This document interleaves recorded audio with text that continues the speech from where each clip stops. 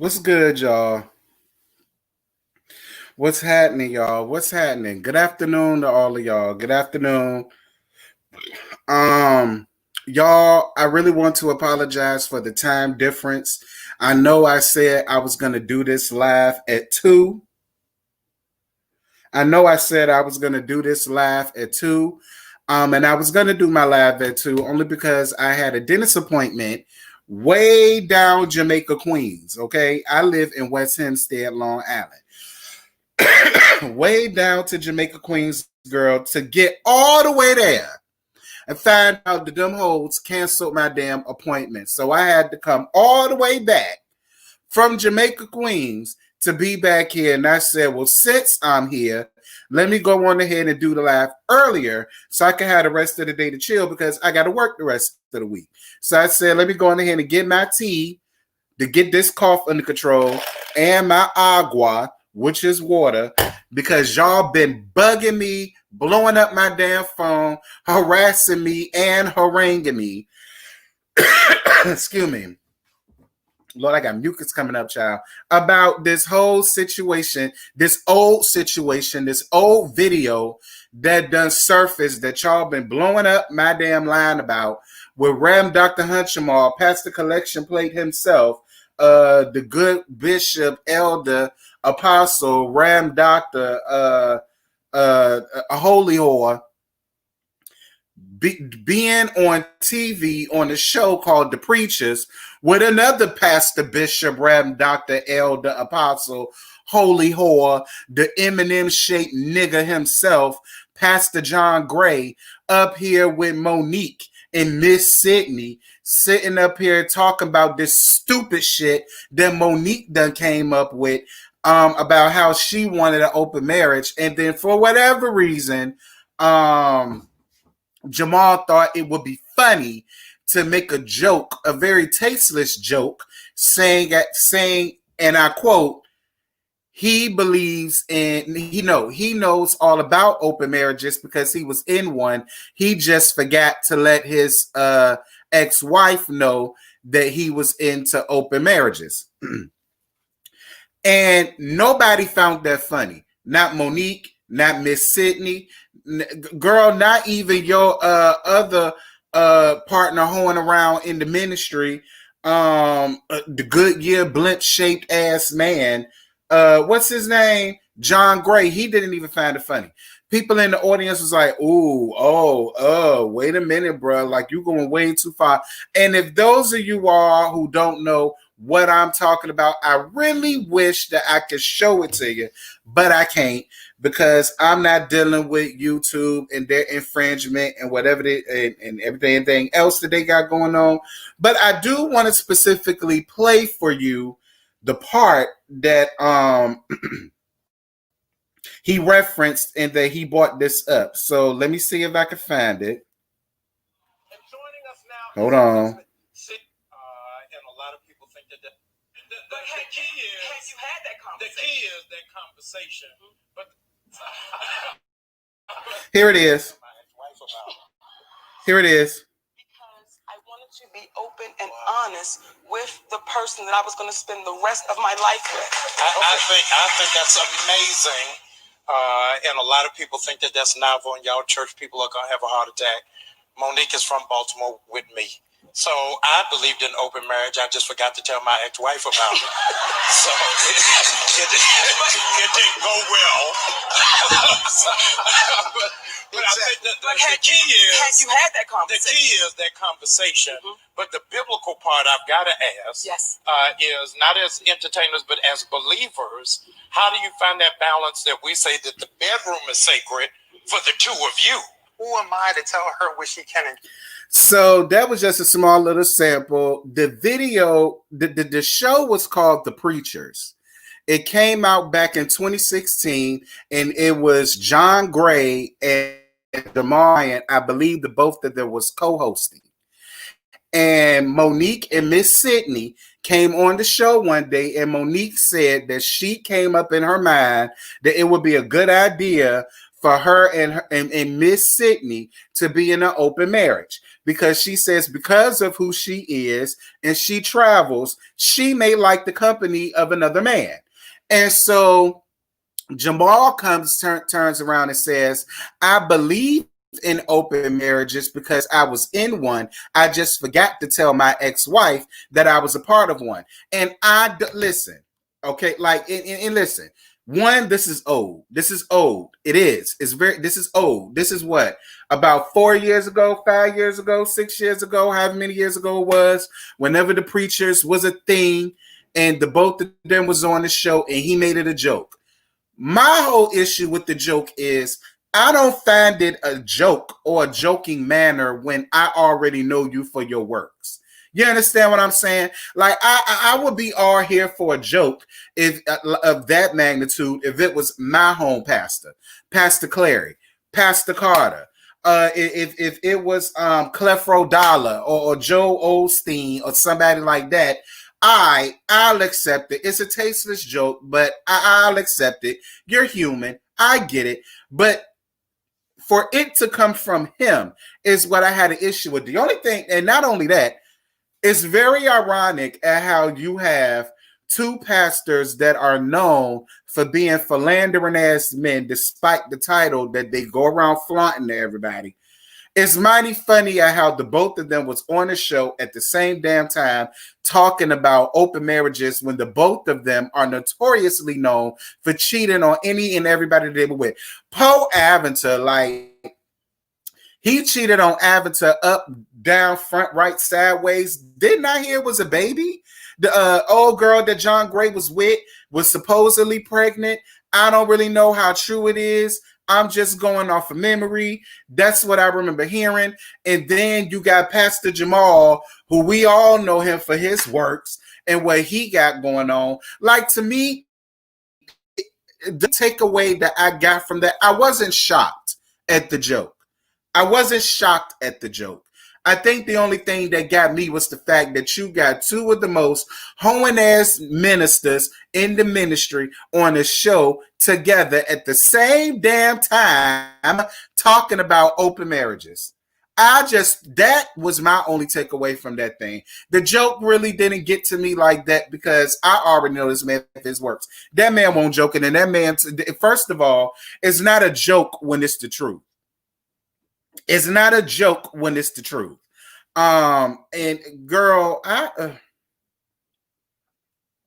y'all can look on YouTube, look it up yourself. The show was called The Preachers. It obviously ain't last long. I never even heard of the shit. The only reason how I heard of it was because the young lady sent me the DM of it the other day. Shout out to Catherine Alexander. Shout out to her. She was the one who brought this to my attention, and I'm the one that's bringing it up to y'all's attention because I still have a lot of people getting up into my comments trying to take up and go up for Pastor Holy Whore when I don't very well see how y'all can. Y'all like up this video now. It's 224 y'all up in here. It's 69 likes. Y'all can at least get me up to 150 likes. Get me on up to 150 likes so we can gag about this for a second. Now, how do y'all feel? How do y'all feel, girl? How do y'all feel? Like I said, in my opinion, it was a tasteless joke that I could have accepted coming from any other bishop or pastor or reverend or anybody in that sector. I'm not taking it lightly coming from Jamal Bryant. I won't hear for it. I didn't think it was funny. It was really ridiculous. He didn't even have to go there. And it's just like I can't.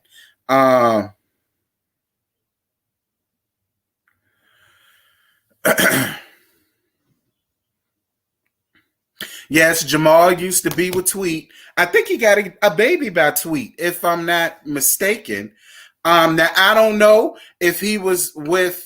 Well, I'm more than sure he was with Giselle, bringing up the ex-wife. I never heard anything about him getting remarried to nobody else. The only person I ever heard about him being married to, the one he knowed in that way, was Giselle. So I'm more than sure he was talking about Giselle as it went for that. But for me, Dietrich Haddon was on there also. He allegedly was a cheater with his second current wife. He is. That's why he stepped down.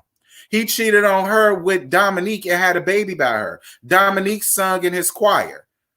He was cheating on his ex-wife with Dominique front, right, and sideways. And the only reason why he came out with it and told the truth and stepped down was because Dominique ass got pregnant. Like, and you know what? That's a whole nother thing that kills me when it comes to men. You bitches too. But considering we only dibbling and dabbling with the men, I'm only leaving it with the men. It's one thing to go out here and dip your dirty dick in somebody else's puss and come home. It's a whole nother thing to create a whole nother life with a whole nother person that all you're doing is screwing. You know what I'm saying? Which is what kills me with Pastor Jamal. Because my whole thing is, I can get over the cheating. It's all of these fetuses that you leaving a whole trail of breadcrumbs behind that I have an issue with. Like, I can get past the cheating pastor. What I can't get past is the pastor running around here sowing his wild oats, sowing up the fruits of his labor to everybody else other than his damn wife, girlfriend, fiance, or what have you. And I understand people are human. Everybody makes mistakes. It's okay to say I made a mistake, I'm human, when this is your one offense. It's a totally different thing when this is basically becoming a way of life. And it's ridiculous to me. Shout out to you for the super chat. Yes. Golden Son, I would rather go to Mary Cosby's church. Girl, the gag is, I'd rather be a Scientologist than to go to any of Pastor Jamal's churches, Ram Dr. Eminem's Shake Church, Dietrich Haddon Church, or Eddie Long doing wrong, Long Dick and these little young boys up they booty holes wrong church. And that's just me. That's how I feel. That's how I feel. I would rather be on the slope ball of hell, lifting up my eyes to glory, than to be a part of any satanic or being a part of any cesspool or whatever the hell they got going on with that. And with that, y'all, I'm done talking about Pastor Hunchamal before he really pissed me off. I done been on this man and his ex-wife neck since the damn show started, girl. Even beforehand when I had all that tea. I'm over it. Now, let's get down to the real nitty gritty. And that's dealing with Monique quitting. That's dealing with Monique quitting the Real Housewives of Potomac conveniently after she gets her contract for her 6th season. Now, listen, right?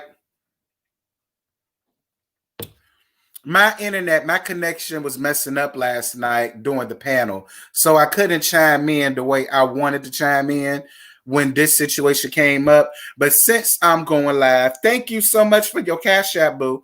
Mwah. I appreciate you.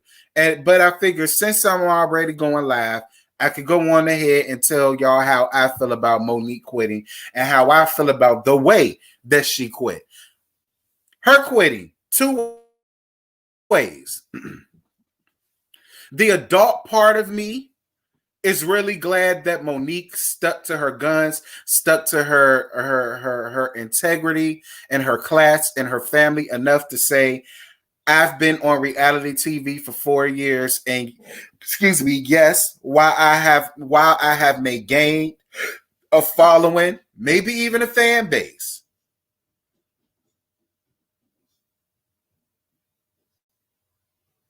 I lost my train of thought. Maybe even a fan base, but at what cost and at what detriment, right? I'm proud of Monique because Monique didn't take 8 years and 2 franchises like Tammy Romaine did to finally realize that Vershandia and Eveline was not her real friends and was not her real good Judys, and she no longer had anything to give the show. And I feel like the adult part of me, the adult side of my brain, I'm here for Monique quitting. And I'm here for Monique doing it in the manner that she did. Monique still is a boss at the end of the day. And Monique's name's still gonna ring bells whether she's on this show or not. Because Monique was the first one who came in and gave Giselle the absolute business. And she's always gonna be known for that. Whether you like her, love her, hate her, or whatever, the one thing that everybody has in common with her is when it was time to run down on Giselle's ass, that's exactly what Monique did. Monique was not concerned about being the new girl on the block. She could give less than a fuck about trying to be down with tacky Jezebel and ridiculous Dyke and all the rest of and Charisse with her tired ass Dejanay Bang. She could care less about none of that shit. How she got from not caring about being down to that to being so jolly to be sitting up amongst the very bitch that was responsible partly, but mostly for almost ruining your family. You understand what I'm saying? And that was where my whole issue with Monique came at.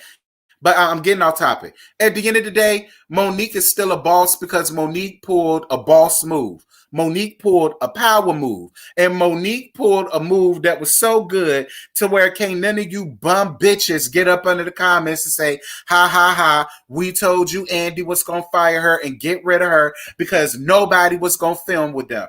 Ha, ha, ha, Giselle won, and that's why y'all mad. No, bitch.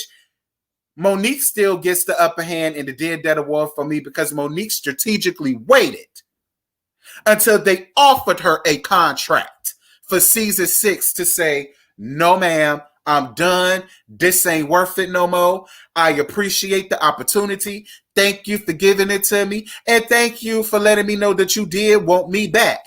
But this here ain't worth it. This little chump change that Bravo Andy feels like she needs to be bowing down, kissing his feet and kissing the ring on the Don, kissing his hand and all of that. Listen, I was with Monique 1,010%. Bitch, this is chump change, okay? This is my go out to the club, splurge, and buy everybody in the club 3 or 4 rounds of drinks. That's how much I think about this little pittance that you giving me. You understand me? Like, I was all here for it. Say what y'all want about Monique. Say what y'all want about her attitude. Say whatever y'all want about her not feeling remorseful. Say whatever y'all want. Call her hood booger, ghetto fag, ghetto fish, wide body, whatever. Monique pulled the boss move. Monique pulled a move that if I ever decide that I ever want to do reality TV of some sort, and I'm sick and tired of these bitches, these bump dusty ass bird brain hoes, then I will pull what Monique did.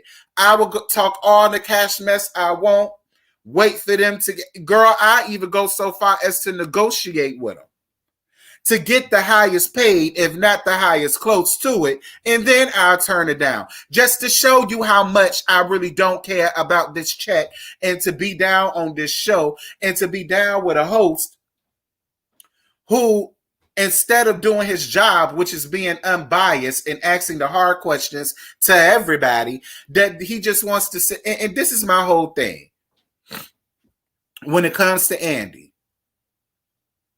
And y'all know I don't even see it for leaking like that.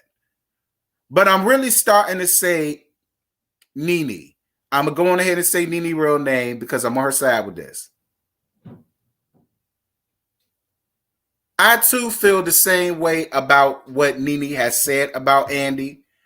I've always thunk it or thought it, but because I didn't see it for Nene, and I always felt like Nene had an ulterior motive, and Nene was going to get mad and spray everybody when Bravo decided to get rid of her. But now, looking at the way that he did Monique, now I am starting to think there is some validity to what Nene was saying when it comes to him having favoritism, having the ones that he likes and the ones that he don't, and this, that, and this. And while people can sit up and say, well, he has that right to have a favorite or have this or have that, no, the fuck you don't. Not when you're an executive producer of a franchise and you always host the reunion every year. Nobody wants a biased host. Nobody wants a biased host. I know I don't. I don't want a biased host. I don't want a host that's going to agree with what the collective says or that's going to agree with what the fans said. I want a host that's going to get dig deep into the trenches, whether he likes them, whether he hates them. I won't hear for it. I won't hear for it. I won't hear for it. I won't hear for it. Hey Jaded, shout out to my big brother. Jaded, I've been trying to follow you on Instagram. Every time I try to follow you, it unfollows you. I don't know why. So since you up here, send me a friend request on Instagram, giving you the real tea. Send me a chat because I want to chop it up with you a little bit. Maybe I can have you up here on one of these lives one day where we can really go in and and people can see more of you and get more familiar with you. And we can get you up here with us because I love me some Jaded. Yeah, it wasn't professional, truth be told. It wasn't professional, and I was not here for it. I'm not here having somebody who's obviously, and what I'm confused about is what exactly did Monique do to him for him to feel like it was okay or all right to come at Monique the way that he did at the reunion. He came off so pious and so holier than thou. Like he came off so like what really got me was how he sat there and tried to act or downplay Chris's finances to what it is that he's giving these bitches on real. Like, listen, I already talked about that. At this point, I'm babbling. Let me get back on track, okay? Let me get back on track because y'all know I can ride Andy's puss all day. And another thing, while I got y'all on the line, Bondi Blue, y'all know, but that's my good friend, Bondi Blue, BB. BB went on live yesterday and she gave her, I see you, Jade, and I'm about to follow you back. She gave her commentary on exactly how she felt about Miss Andy. And she made a reference, basically referencing the fact of, she thinks that Andy got the way that he got with Chris on stage because he still feels a way about Chris, basically saying in the live, I wish I could be turned into Caitlyn Jenner so that I could smack fire out of all of you bum hoes. And Bondi says something to the effect of, well, Caitlyn really isn't the representative of the transgender people because he's not transgender. He is still a damn man. He's a boy in a dress, basically, is what she said. And you got people in the comments who are transgendered who got completely upset at Bondi. And I want to take this minute to take up for my sis BB because I am a part of the spectrum. No, I am not trans. I got a dick, a balls, twig, berries, snake, whatever the hell you want to call it. I had it all my life. However, we are all a part of the damn umbrella. And the shit that a lot of y'all do, and I said it before, and I'm going to continue to say it again, the shit that y'all do that I absolutely hate is we say a specific thing about a specific person for a specific reason, and then it becomes y'all want to take it, twist it, apply it to your life, and now you want to drag in everybody else on a hate train simply for somebody simply telling the truth. I agree with Bondi. Fuck Caitlyn, bitch. That is a boy in a dress. That man don't walk around here living it up for the trans life matters because that's not who he is. That is a whole cross-dressing man. Even he said he won't gay. I don't know what, listen, and I say all of that to say this. It's a damn shame that it took this show to bring all of this out, but I'm glad that it did. Because what I'm not going to continue to do is apologize for what I say and how I say it to the person that it needs to be said to. And at the end of the damn day, whatever we say up here as vloggers, if we don't make it personally to you, I'm going to need for you to not take it so personally when it comes to us. That really made me feel a type of way that she felt the type of way because it's one thing to get up here for all of us to talk our ish. It's a whole nother thing for people to come up in here and try to, you're transphobic, you're a colorist. you hate black women. You hate women. You must hate your mama. Like shit like that. It begets it. Listen, I'm only speaking up on it because these are my final thoughts on the Real Housewives of Potomac. Okay, these are my final thoughts. Once I get finished doing this, y'all will never hear me come up here again unless it's something juicy. All right, I ain't gonna sit up here and lie. If it's something real juicy that's gonna get me some numbers, girl, I'm gonna talk about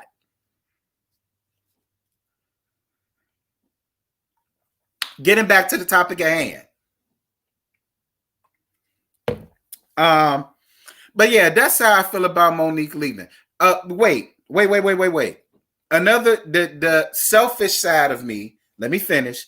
The selfish side of me don't want Monique to go. I feel like Monique going is giving Tacky and the Dickless Dyke exactly what the hell it is they wanted, which was her off the show. So while the adult side of me understands it and is here for it, the selfish side of me that's into reality TV that really does like Monique is sad because it's like, okay, so if she's gone, what is all the rest of the ladies going to give us? Now, Wendy has a lot. Thick Weave has a lot to give us, girl, I guess. But as far as Karen, like, listen, because I already see how this is going to go.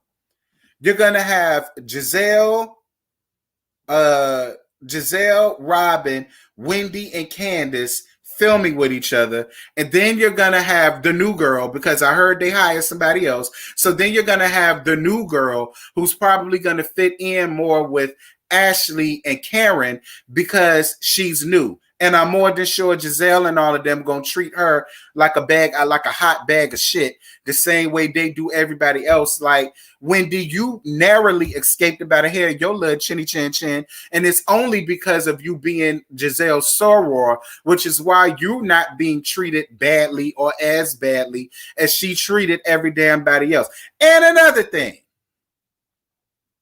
while I got you on the line,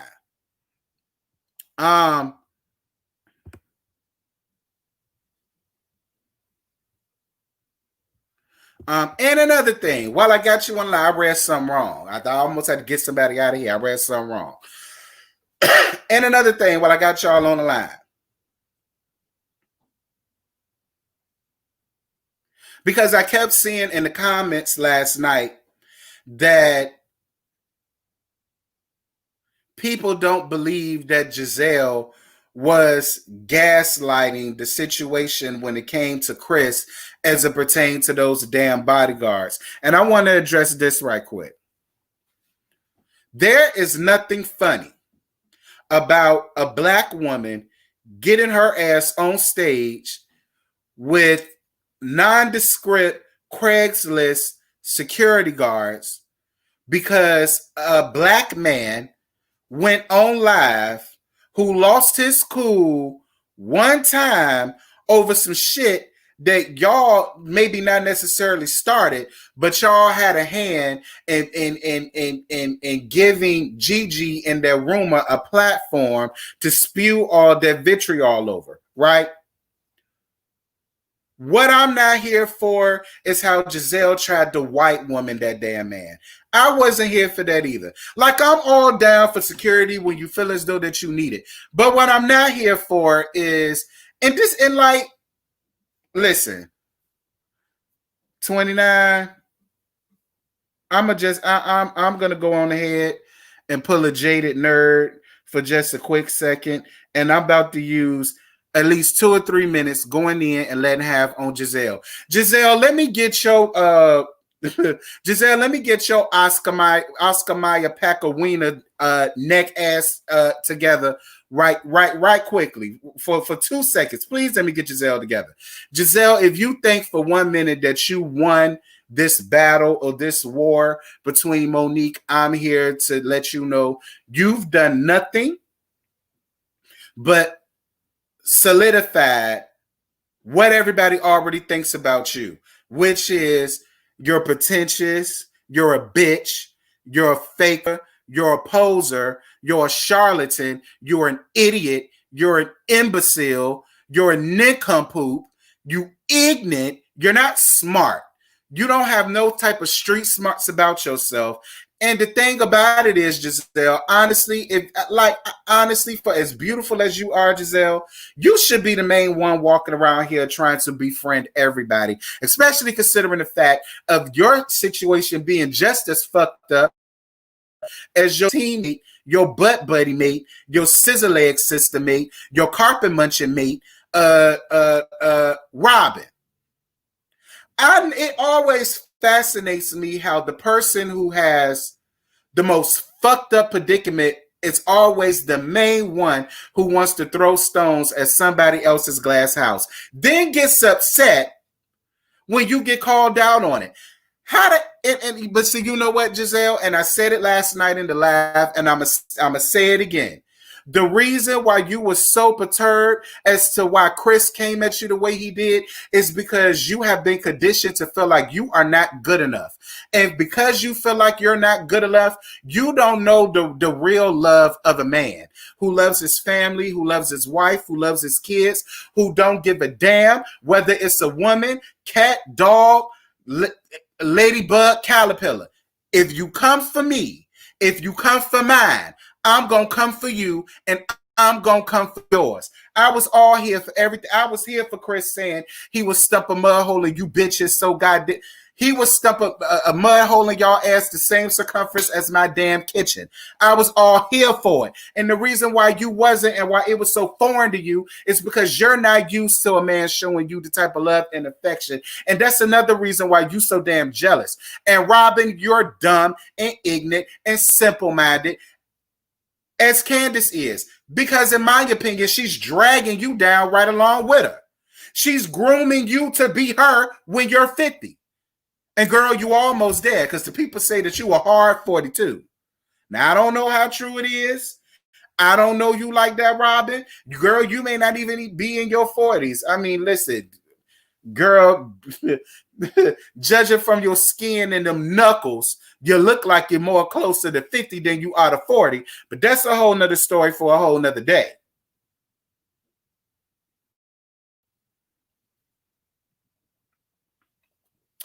That, my dear friends, concludes the read I got for Giselle. Because, see, I wasn't even supposed to come up here and read Giselle.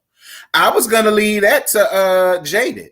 Jaded was the one who was going to read her. I won't go read. Listen, El Teddy has solidified his spot of reading Monique down, even though this is his very first season he ever watched, and Monique ain't did shit to him. I'm still trying to. I personally felt like El Teddy and Chris was probably bumping El Teddy purse, and that's probably why he got it out for.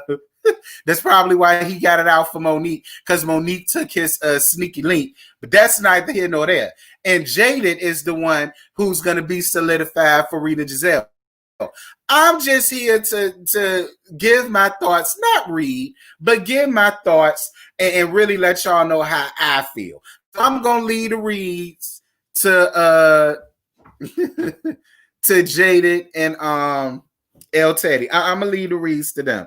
I'm not gonna sit here and read this woman because it's really no. Listen, I can't read Giselle no worse than Life has already read Giselle. Life been reading Giselle since day one, okay? That's why she living in a horse stable with a stack of hay that she got on her head that she's running around here trying to call a weave. Girl, it's terrible.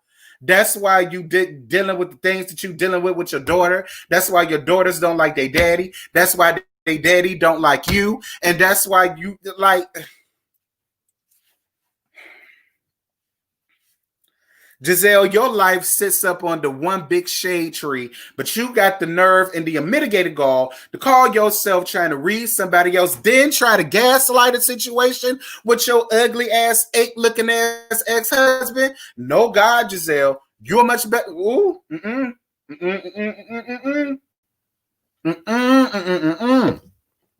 No ma'am, no ham, no turkey, no gravy, no stuffing. Is no way in hell that I would get my ass on national TV and spoon feed people a relationship that I carried my pasty Vanessa Williams lookalike knockoff ass on season 1. Wrote a whole book and won an award for talking about what a cheater you was, how evil you was, how conniving you was, how nasty you were. Lord knows.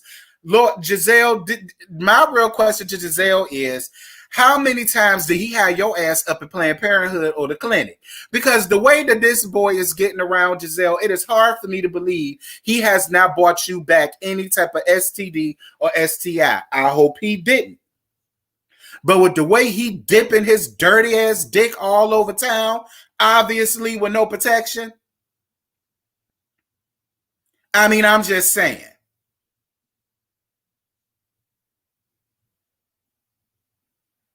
But you could find a way to forgive him, but you have no grace, and you could find no possible ways to forgive Monique for doing absolutely nothing to you.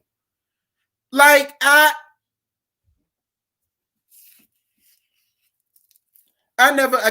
can't figure women out, because women are more forgiving to a man that done cheated on them, beat it on them, abused them, ran out on them, left them with cheering and all of that shit. They could get all the forgiveness in the world, but when it comes to another woman who made a mistake, not even to you, who made a mistake in amongst the general public, but you have not an ounce of forgiveness, compassion, empathy, sympathy, nothing. But you can forget this nigga that done ran out on you and left a trail of fetuses and afterbirths, pussies and coochies and fallopian tubes and and broken hearts. You could forgive him. I mean, I guess women, y'all need to work on that. Women, y'all need to work. And another thing that women need to work on, speaking of forgiveness, and it's like I said in my review, I found it very funny, but telling, that Big Chris and Lil Chris can have a small little banter with each other, and then at the end come to each other man to man, say, bro, listen, I ain't got no issue with you. I just didn't like the way you was talking to my wife. Other than that, I forgive you. My apologies. It ain't even got to go there. Me and you are cool. And the way that they can dap each other up and then just let it be that, like, y'all women need to do better. Now, we could sit up here and we could talk about how slow a lot of these men are, and they are, and how trifling a lot of these men are, and they are. But one thing that y'all can't say about a man is that when two men can sit down and really be men and can be able to sit down and talk and they can get over it, why can't women do the same thing? Like, I felt like both Chris's gave Giselle, Monique, Candace, Karen, all of them. Two men gave all of y'all ladies a roadmap. Two men gave y'all ladies a roadmap of how to handle a situation and how to learn how to just let shit go. If it don't matter, let it go. All right, that was the reading on Giselle. I'm sorry, y'all. I ain't mean to get it. I was only supposed to get up here and talk about Jamal and Monique quitting, but it's just like once you finally look at everything and you see it for what it is and you take it for what it is. I mean, I just feel like as an adult, not even as a man or a woman, as an adult, I just feel like once you sit back and look at it, it's like, was any of this shit really worth it?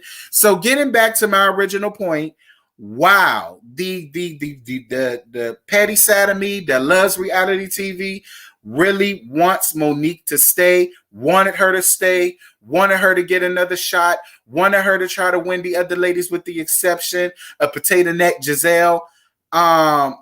She didn't give us that. She decided the best thing to do for her sanity, her life, her marriage, so on and so forth. And whether or not it was genuine or not, whether she really wanted to come back and Chris made her, nah, I'm not doing that. And I don't want you to do that. I love the fact that they have the type of marriage where they can compromise. And I love the fact that Monique showed everybody just how much this money don't mean nothing to her by saying, I appreciate the contract. Thank you. I can let people know that I did get a contract, that I could have came on for season 6, but I'm choosing not to. And I'm all here for Monique for that. It was calculated, it was petty, and she knew exactly what she was doing, but it was boss woman shit, and I was all here for it. I was all here for it. I was all here for it.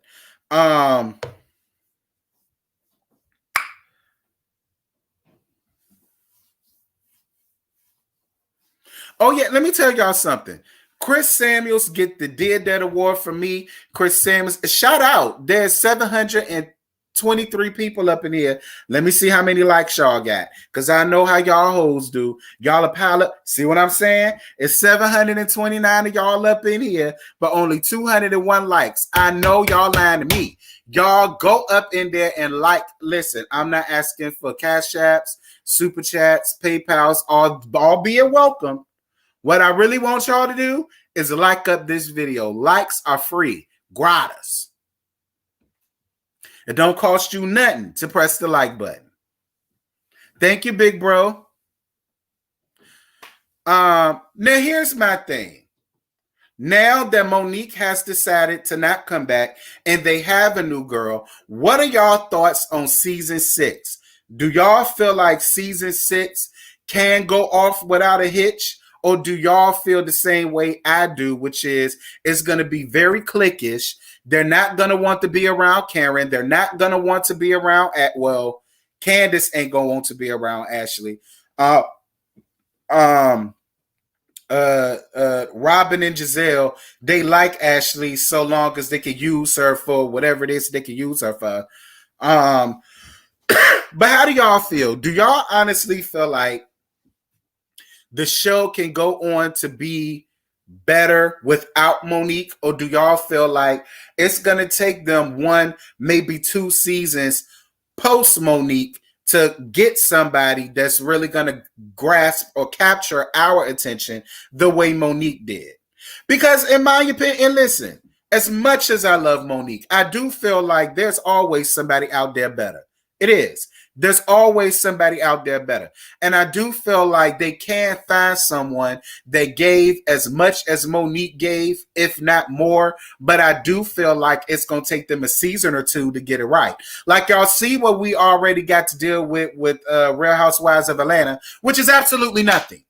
Okay? Absolutely, positively, 100% unequivocally nothing. Nothing. Atlanta is giving us absolutely nothing. And this isn't the first time that this happened. And I kind of feel like, being honest, I kind of feel like this is what's at stake or what's going to happen when it comes to Potomac. I feel like it is going to take 1 or 2 boring ass seasons for them to finally get somebody that's really going to give us something. And I'm going to tell you something. I'm not going to drop Real Housewives of Potomac simply because Monique ain't up there. Not because, I'm happy that she's gone or whatever the case may be, but only because I want to give it a fair chance. Even though I like Monique and I wanted Monique to stay, I understand why she didn't. So, I'm not going to just throw it away because Monique ain't up there no more. But I'm sticking by what I said. I feel like next season, maybe the season after next season, will be boring. I do. They're going to be getting their sea legs again. And I think that's what everybody needs to have up on their brain. But I'm still going to watch it. And we gonna see what she give, girl. Girl, listen, because if it's giving what Atlanta is giving, girl, they might fuck around and go on ahead and get Monique back the same way they did Nene. I'm just saying.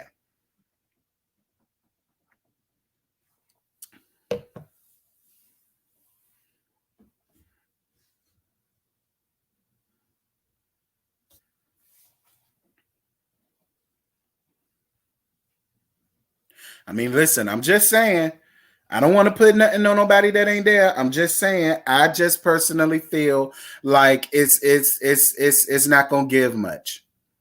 It's not. Let me see what else I want to talk about before I close this live, girl.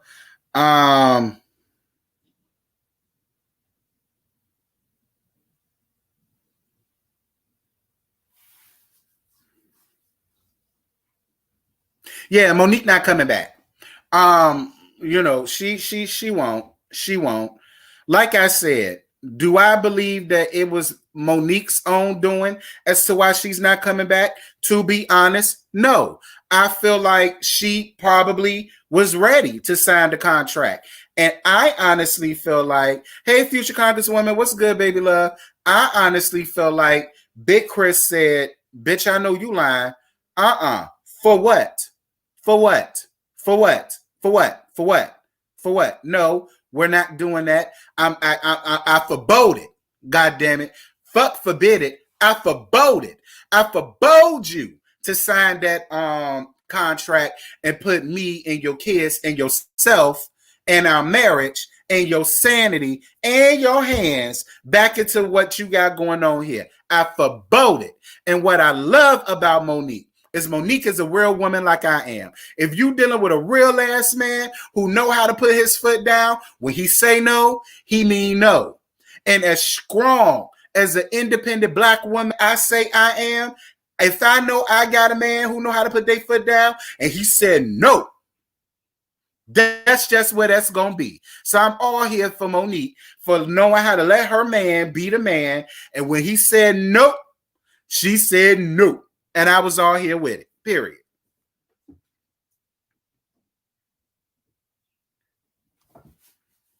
Okay? Because myself personally, I believe if it was up to Monique, Monique would have stayed for at least another 2, 3, 4 seasons. I believe that. I believe that. But I believe Chris said, no, we not. Nope. Nope. Because the longer you stay up here, I'm really gonna morph into Caitlyn Jenner the way Bruce morphed into Caitlyn Jenner and really put my hands on somebody. So to keep me out of jail from football tackling and railroad running these hoes, you not gonna do this no more. It ain't like you need the money. And I'm all here for it. Period. You don't need the money. You don't need the money at all. Let somebody that really need the money, who's going to really dig down deep into the trenches, you let them do that. Monique, you done your job. You done your job. You solidified your spot in Real Housewives of Potomac history. You and Chris solidified your spot. Y'all are always going to be talked about. You're always going to be brought up. Monique, you are always going to be brought up, known as the girl who shut Giselle ass down with her 4 homes while she running around here living in a tacky ass horse stable. Now, sick of talking to you about this shit, Monique. And I had enough of this.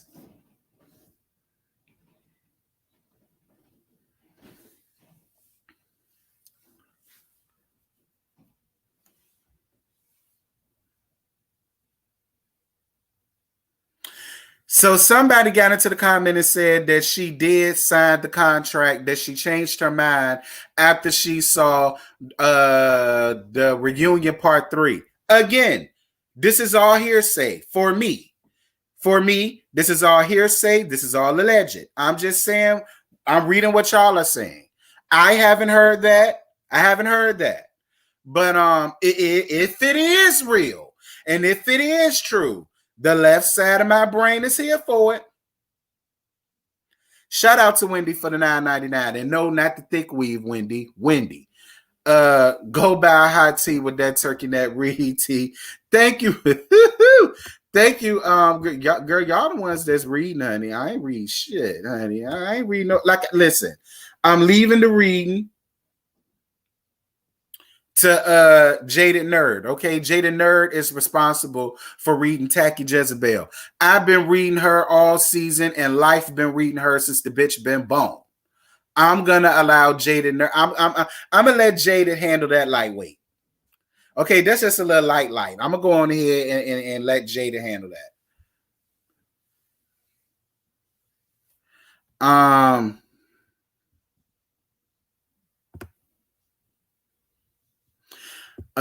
You said you didn't watch the interview.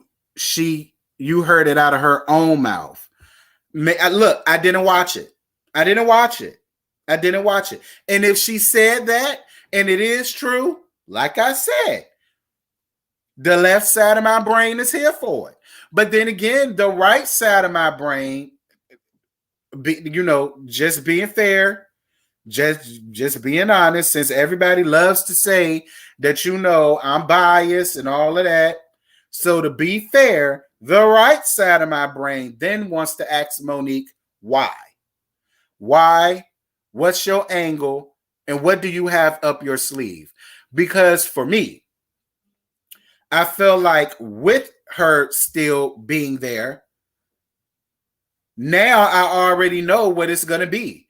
It's going to be cliquish. It's going to be like how Basketball Wives was around the end of their season. How you had this clique always chilling and this clique chilling. They can't be together. You know what I mean? Like, listen, girl,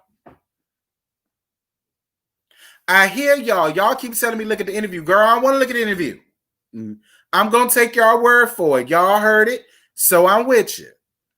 But for me, my right side of my brain, it is really questioning why, what's your angle, what are you looking to gain, what are you looking for this outcome to be, Monique?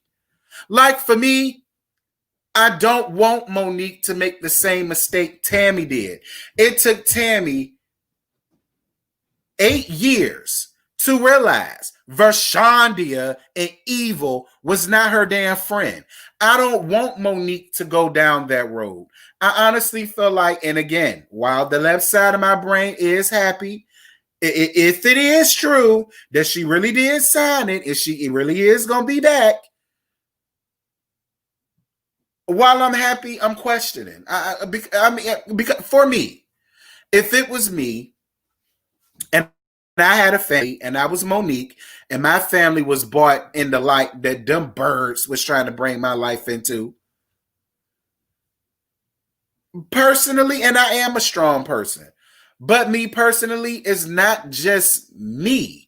Even though I am on the show, I signed a contract, I get majority of the time, and my husband and my kids do a little yang around the house. For me, my whole thought process would be, yeah, I would want to do it, but then I got to think about my husband, my kids, my family. If I got a job, my colleagues, how is it going to affect me? How is what the rumors are going to affect me? Giselle, us running around in the same circle, she hates me.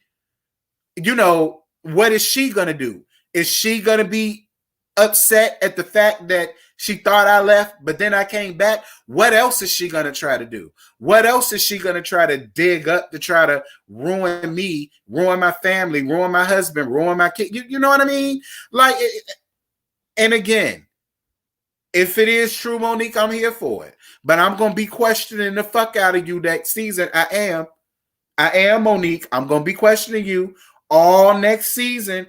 What's your angle? What are you here for? What are you here to prove? What is this? What is that? I'm just saying, if it is real,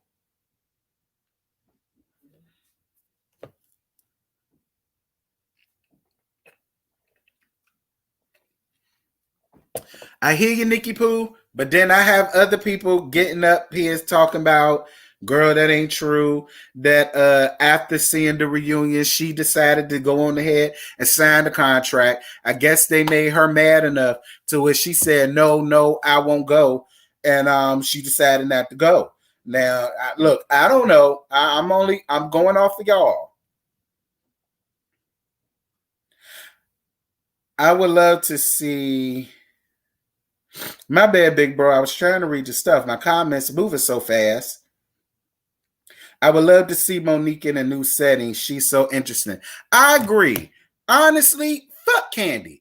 Give Monique her own spinoff. Give Monique her own spinoff. I will be here for it. Thank you so much, Sexy Slims, for your $4.99 donation, your super chat. Mwah. Thank you. And mwah. Thank you guys so much for y'all super chats and the PayPal that I got. I'm running my mouth, but I'm watching. I saw it. Appreciate you.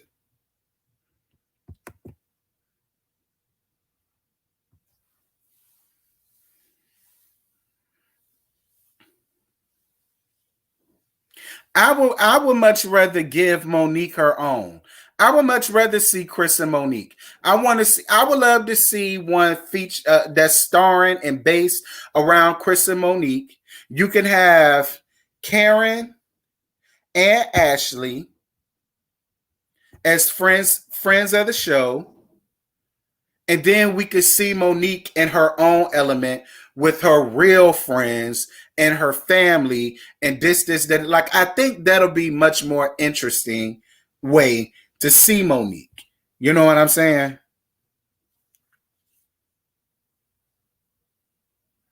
I'm having a great time in the chat. I'm glad you are, big bro. Yeah, to tell it you. Hell, go on ahead and bring Baby Dean, the boss baby, Tommy Pickles, and his new brother Deal. Let them come on up here and be a part of it. Hell, listen, Dean damn sure don't want his family up here up on this thing no more. Dean is so sick and tired of his daddy being caught up, playing around in men's bussies and playing all up in the white men buginas. Dean ain't down for none of this. And I'm more than sure if Monique get her own, Dean will be pushing his parents to be on that show way quicker than to be up here slumming it up with these hoes and Bravo Andy. Okay, because Dean is ahead of that household, not Chris. Dean, period. Yes, shout out to you for the $49.99 super chat. Yes, Leanne, Crybaby Chris. He's weak, boyfriend. I don't think so. Listen, I'm never upset. Dean is Ashley's son. Who the hell said who is Dean? I don't know why people are making such a fuss or making jokes as seeing a black man cry. Like, as a black man in America, because y'all know I'm a rich white woman at heart, but I am a black man when I want to be. As a black man in today's society, I'm 32 years old. I was born March 11th, 1988. My parents are old school. My parents was born in the 50s. You understand what I'm saying? What I love the most about my daddy and what I remember the most about my dad was strict when he had to be. He was a Marine. He ain't play no games. But one thing I always remember my daddy telling me is that never be ashamed to cry as a man. Never be ashamed of that. Crying is good for the soul. Crying cleanses the soul. I don't know why people feel like women are supposed to be crybabies and men are never supposed to cry. That's equivalent to saying men never have feelings. And that's not true because I'm a man and I have feelings. I have feelings. Sometimes my feelings get hurt. Sometimes my feelings get in my way. You understand me? I would love to go back to the time where we saw a black man crying on TV and it wasn't frowned upon or looked down upon, or why is he crying? Oh, he must be weak. Oh, I couldn't be with him. He weak. He all in his feelings. He in his bag. He crying. Bitch, everybody I cried. When my mama died, I cried like a baby for a whole damn week, and I still do from times. You know what I mean? Like, I would just love to get back to society where it was okay. If you cry, you cry. Crying is not a sign of weakness, especially for a man. In my opinion, if I was to ever see a man cry, I'd probably jump his bones because that's a huge turn on to me. It's a huge turn on to me to know that, yes, you're a man, you're a manly man, you're a man's man, but you're not scared to let your feelings be known or to let your feelings be shown. You're not scared to let me know what I did hurt you. You're not scared to let me know what I did to you hurt you enough to the point where you cried and you felt like this and you felt like that. Like, I was here for Chris. I was here for Chris. I was here for the tears. I was here because I didn't see a man that was weak. I saw a man that loved his family and his wife to the core. And he would do anything. He would move heaven and hell and earth and everything in it to make sure that they are good. And the fact that he's man enough to show how much he loves his wife and his family by crying, that was a beautiful moment to me. That was, and it was completely sexy. I never really thought Chris was the sexy type, but once I saw him cry and embrace his wife, and then his wife embraced him, I black love. Black love. All right. Chris and Monique took Remy Ma and Papoose' spot for black love. They took that spot.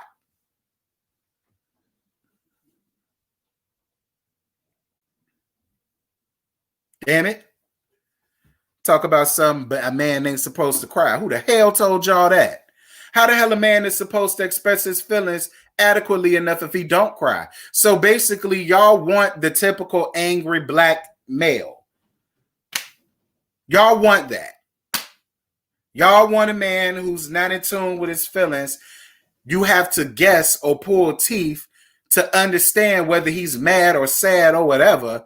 You know, I guess y'all are into that. Me, I'm not.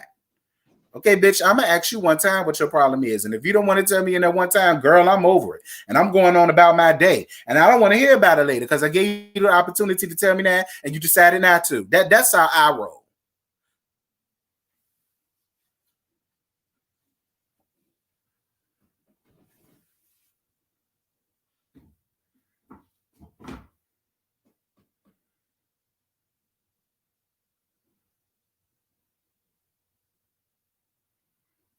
I know. Yeah, that was another thing. Candace sitting up there talking about stuff that this was fake. It was making all kind of gestures while he was crying. Candace, Candace, listen. You need to go on ahead and come up with a handkerchief line for as many times as you done crawled up here up on this thing, reading people for the gods, then want to turn around and bust apart at the seams and continue to break down crying. Like you the last person that need to make any type of gestures, saying jokes or what have you about anybody crying.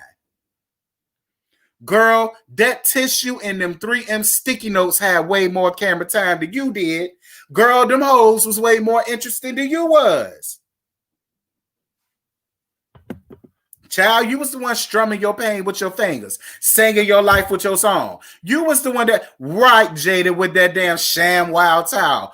Girl, just listen, Candace, you don't like the bloggers, but you might want to take notes from us. We're actually giving you good investment things to do because you gonna need it, considering the fact that your man sold his business because won't nobody buying none of that nasty ass meat that his ass was selling and trying to butch. Girl, won't nobody buying that. To now to the point where he take her online classes to do something, to do whatever the hell he doing. And Chris, while I like you, I'm going to call you out on your shit too. Because, and I do like you, Chris, but I don't have no respect for you as a man because you don't even do shit for your damn kids. You don't do nothing for you. Listen, you can say what you want about Michael Darby and his predator actions and his predator ways, but at least Michael is taking care of his family come hell or high water. The same thing with Ray. The same thing. I'm going to be nice. The same thing Devil Dick used to do with the Dickless Dyke until they both realized that they was both in a lesbian relationship and it won't gonna work out, but they're just deciding to stick with this sacrilegious bullcrap, you know, whole nother story for a whole nother. See, listen, y'all, honestly, I was here to make a point. I won't try to read nobody. Meg said that's not true. What's not true? He takes care of them. Who takes care? Word on the curb is Chris Bassett does not take care of his kids. He hardly even sees them. That's been the word on the curb since last season. Now, y'all are saying that it ain't true. I mean, y'all saying that ain't true. Whatever the case may be, maybe it ain't true. Maybe it ain't true. But the word on the curb is he don't do nothing for them damn kids and he hardly gets to see them. That's been the reverberating thing since last. Look, I don't know that man. I don't make the news. I just spread it. And the news was he don't do shit for them damn kids. All right. Now y'all coming up here saying that ain't true. That look, I don't make the news. I spread it. And that's been the news since last season. Right. His kids wasn't even at his wedding. Who gets married and not have your kids there to at least witness it or be part of it? Like, who was ring bearer? You know what I'm saying? Who was your your groomsman? You know what I'm saying? Like, girl, Chris showed more concern about that bottle of brown he had at the reunion than he does his kids. Right, Jaded. Allegedly. Yes, we got 909 people in the chat. Y'all like up this video. It's 442 likes. Get me up to 500 likes. Get it up. But yeah, that's the word on the curb. What else? What else gonna be my final thoughts before I get off of here?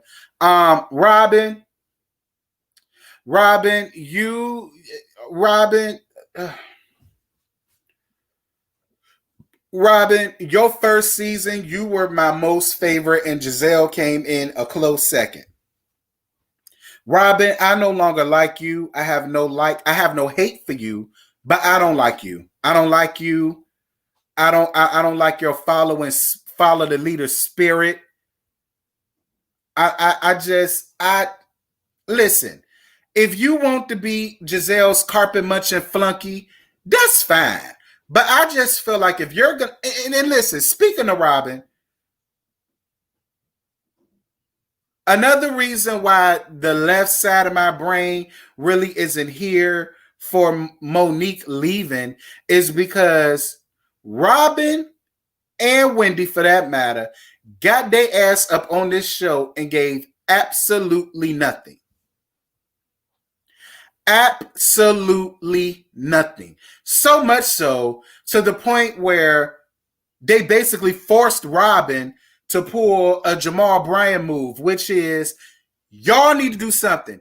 Either y'all are gonna date, y'all are gonna move in together, or y'all are gonna remarry. But you're gonna have to do something, Robin, because you're not giving us nothing. You know what I'm saying? Like, I feel like the people came in and said, Robin, the only thing we know about you is that you good at munching on Giselle's puss.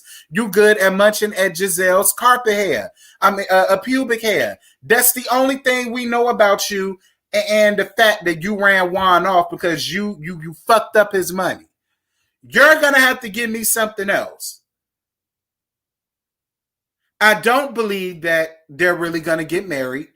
I don't believe that Juan really remotely, honestly, from the bottom of his heart, wants to marry Robin. And to be honest, I don't even feel like Robin really wants to be with Juan. I don't. I keep telling y'all, when it comes to relationships and feelings and emotions, you don't have to speak about it because it'll show. It'll show in your actions. It'll show with the way y'all treat each other. It will show, like, y'all don't even have to say anything. He could walk in and then she could get that look at you and then, like, it just bleeds all over the TV. I get none of that from them. Nothing. When I say it all the time. When I look at Juan and Robin, all I get is, this was my homegirl that I knew from high school that was dyking, and she wanted a piece. Okay, like Sherrod, she wanted a piece. You understand? And he gave it to her, and it was something that it just went too far. You know, then they got together, then they got married, then they had kids, then he went in the NBA, then he got out of the NBA, and then they did this, and then they did that, and then they fell into a matter of convenience. It has nothing to do with love. There's no chemistry there. None.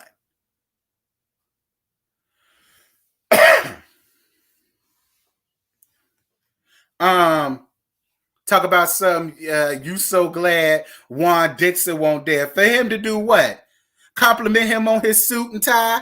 Compliment him on his shoes? Like, damn, Chris, you tall as hell, bro. Like, I ain't seen you this tall before. I mean, like, if he was there and that happened, what do you think Juan gonna do to Chris? Giselle If the good Ram doctor was there, what the hell do you think Jamal was gonna do to Chris? While Jamal's sitting on his live talk about something, yeah, you know my number, but I know y'all address. And you say that to say what, nigga? Put a one in the chat. Put a one in the chat if y'all think that if Juan and put a one in the chat if y'all think if Juan and Jamal double team Chris that they will beat Chris ass. Put a 2 in the chat if y'all believe that if they double team him, both of them is gonna get ran over. What do y'all think gonna happen? What do y'all think? Put a 1 if y'all think that if they double team him, they'll get the better of him, or that or 2 if y'all agree with how I feel, which is Chris gonna kick ass and take names. I mean, what do y'all think?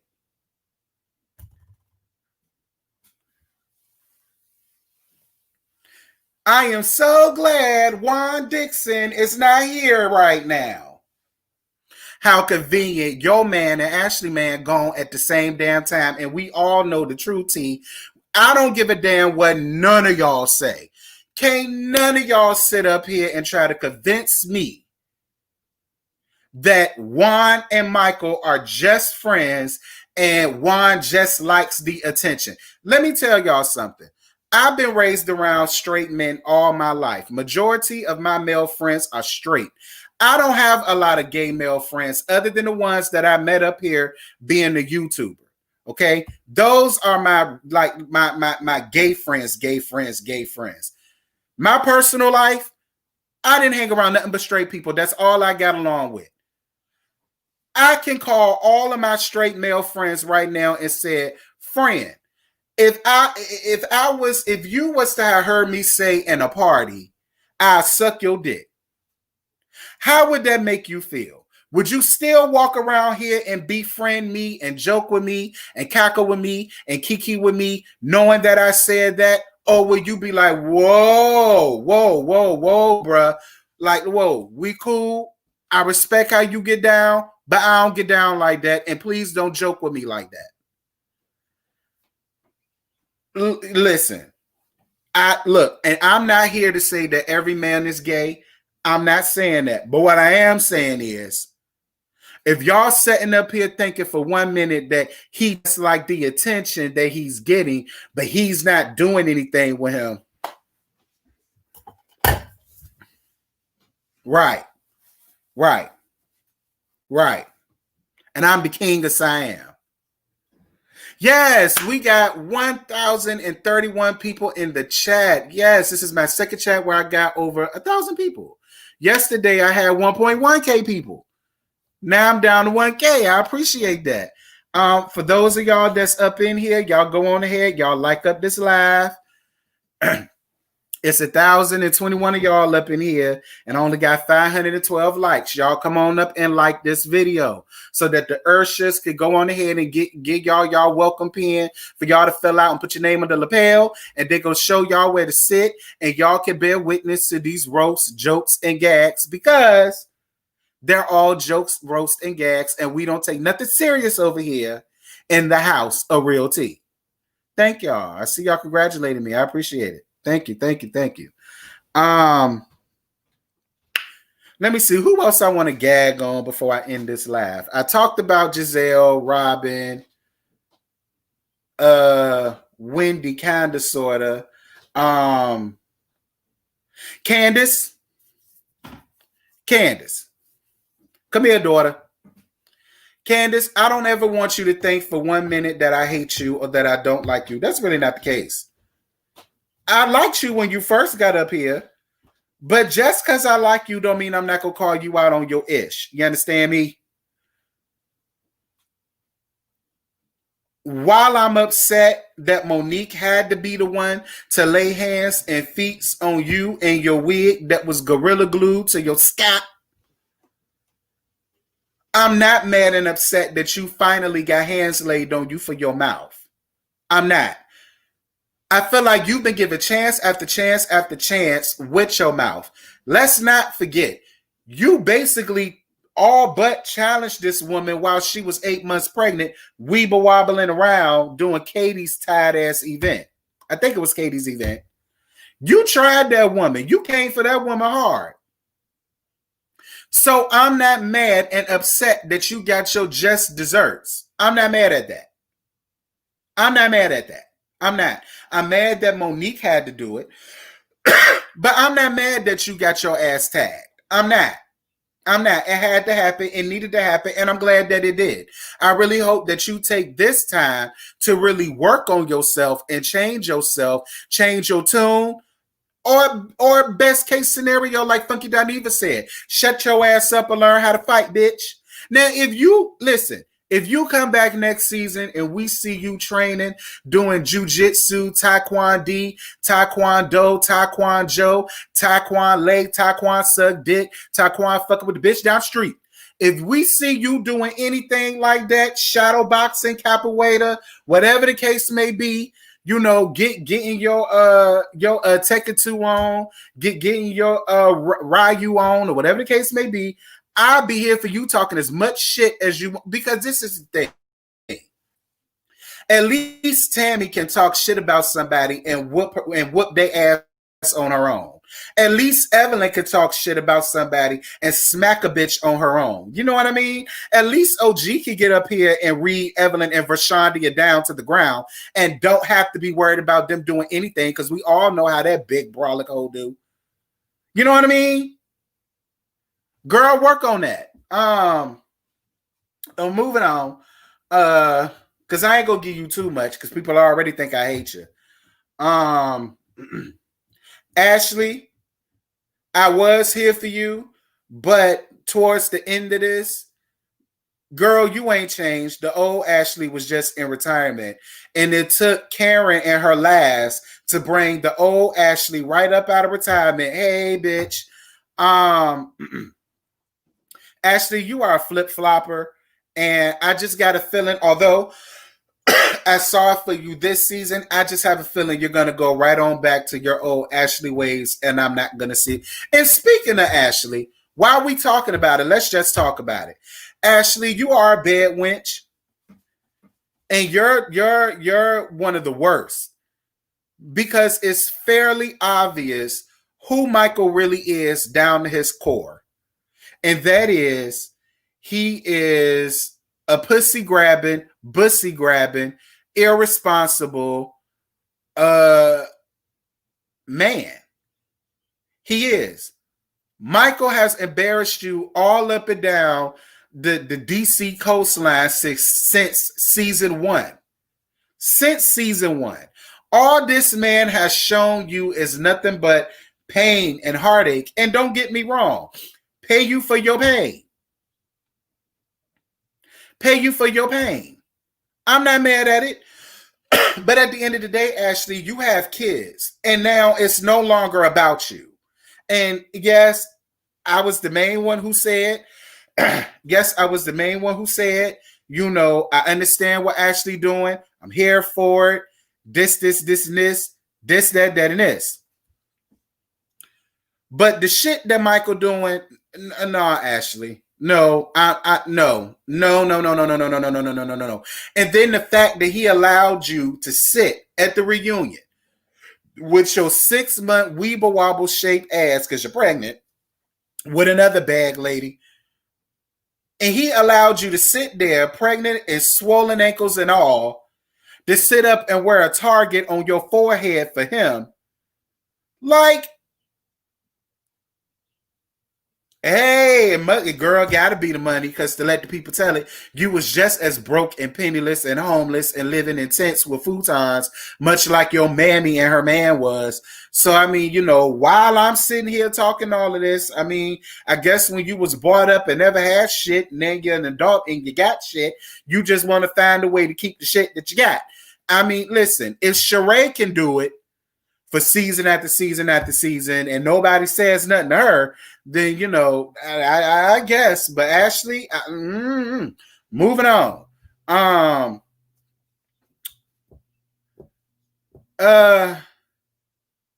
Karen, I love you down. Love you down. Love, love, love, love, love, love, love you down. And I'm really glad that life humbled you enough for you to drop that whole Grand Dame act, and you finally let us see you enough to know that we like you and we want you around. Cameron, what I'm gonna need for you to stop doing is lying. Okay, stop backpedaling and the coochie popping in the handstand. Y'all know my motto. If you did it, say you did it. If you said it, say you said it.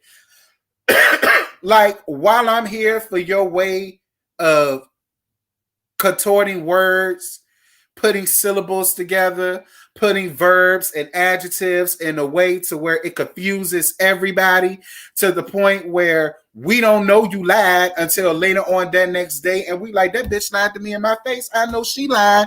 Like, while I'm here for it and it makes for good TV, I do feel like because you the oldest one up there, that you would just be much like her, much like Ray, being stuck in your ways and calling it the way you see it and calling it the way that it is. So while I'm here for you when you was the MVP, I'm not here for the backpedaling, the coochie popping, and the handstand. I want you to get a little better. But other than that, I'm with you. And Monique, last but not least, I ain't got nothing to say, girl. I mean, listen, my brain works two ways, okay? While I get it and I'm here for you leaving, I am sad to see you go. I don't really know what to expect for next season now that you're not going to be up there. I wonder what storyline Giselle and Robin are going to have now that you're no longer there. But, I mean, I guess, Monique, I'll accept it. I'm going to miss you, but I will accept it. Bravo, Andy. Bravo, Andy. You could choke on a dick at a glory hole for all I care. I don't care about you. I could care less about you from this point. I feel as though you need to take the Mona Scott Young approach and allow Nina Parker, or since we got people that want to be biased and read off of cards, you need to take the Mona Scott Young route and go on ahead and get Nina Parker to host it, or Mark Lamont Hill to host it, or Claudia Jordan to host it. Or shit, Monique need work. All right, she hosted one Love and Hip Hop reunion. I'm sure she could host this reunion. Like, that's what Andy needs to do. I feel like Andy has shown his hand this season and at this particular reunion. And I feel like if Bravo isn't careful, they're really gonna lose a lot of people fucking around with Andy and his biasness. And that's just the way I feel. He could still be executive producer of the show. He could still call the shots, but he do not need to be the host no more, because he obviously don't know how to be unbiased no matter how he may feel about a person. He doesn't know how to leave the personal away from the business. So that's just the way that I feel.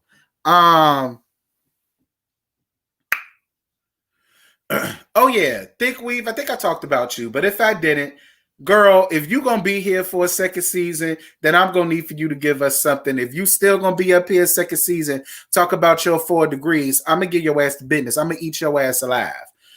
To the point where I'm not even going to bother to have my video monetized, because it's just going to be cussing from beginning to end. Yeah, that's all I got. I think I spoke on everybody.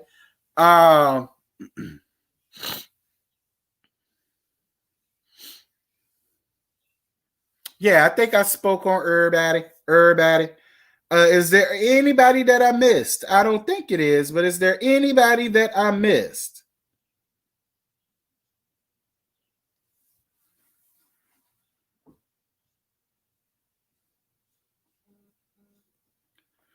Y'all keep saying y'all like her hair. I'll take it. Production is already setting up for Robin and Giselle to fall out. They separated them at the reunion. You might be on to something, CC Free. We need to start being so harsh towards Black women on both sides. All these women, Lord, the comments is moving so quick. We need to stop being so harsh towards Black women on both sides. All these women have been getting attacked, and it's sad. Ryan Henry, I hear you, but I hear you, but I don't. Because I feel like if they could get on national TV and sit down and come up with a whole plotation to get somebody's family messed up, marriage messed up, and things of that nature, I think we're way past us tearing down black women. And I'm just going to be real.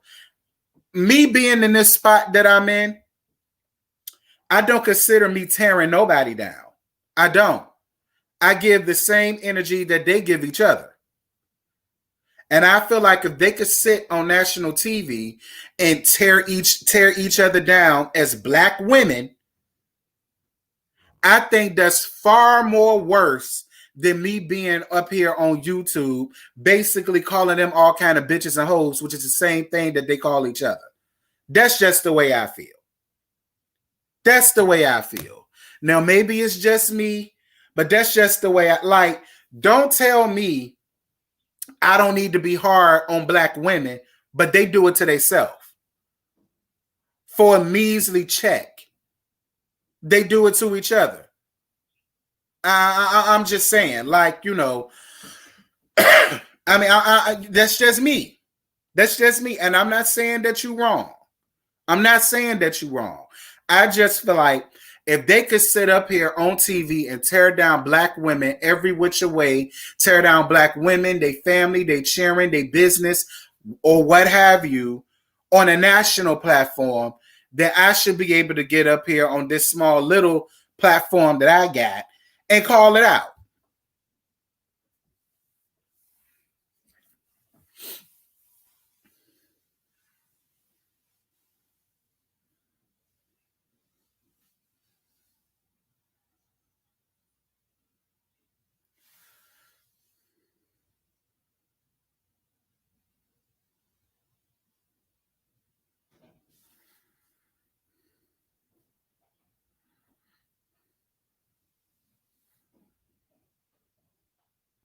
I mean, that's all I'm saying. I'm not saying nobody is wrong for that. I get that. I totally get it. Stop tearing each other down. I'm here for it. I'm here for the cause. But it needs to be all the way around. They need to set the example first. And then I might follow suit. Lord Jesus. All right, you guys. Well, listen, I have been up here for an hour and 27 minutes, and I said I won't go do that. I said that. I said I'm not going to be up here long. I was only going to be up here for an hour. And as usual, y'all got me up here longer than what I said I was going to be up here for. But I definitely love you guys. I appreciate you guys for being a part of this. This was so much fun. We had over 1.1K in the chat to gag and roast, and I was all here for it. If anything else should come arise with this particular situation, I'm a damn sure making my business to call y'all, and we're going to talk about it, and we're going to gag, and we're going to continue to have these phone calls. I love you all. I appreciate you all. Thank you guys so much for the cash apps, the super chats, and everything that y'all gave. This was a lot of fun. And I appreciate that. Thank you guys for engaging. Shout out to Jaded Nerd, my big brother, one more time. If you all have not followed him, definitely head over to Jaded Nerd. There he is right there. Head on over to Jaded Nerd. Check out his commentary. Check out him reading and roasting Giselle. Tell him I sent you, and he gonna treat you right. Go ahead and give him his like, his click, his view, and most importantly, subscribe. I love you guys. I love on you guys. Y'all be good. Y'all be safe. Continue to treat each other with decency and respect. And until next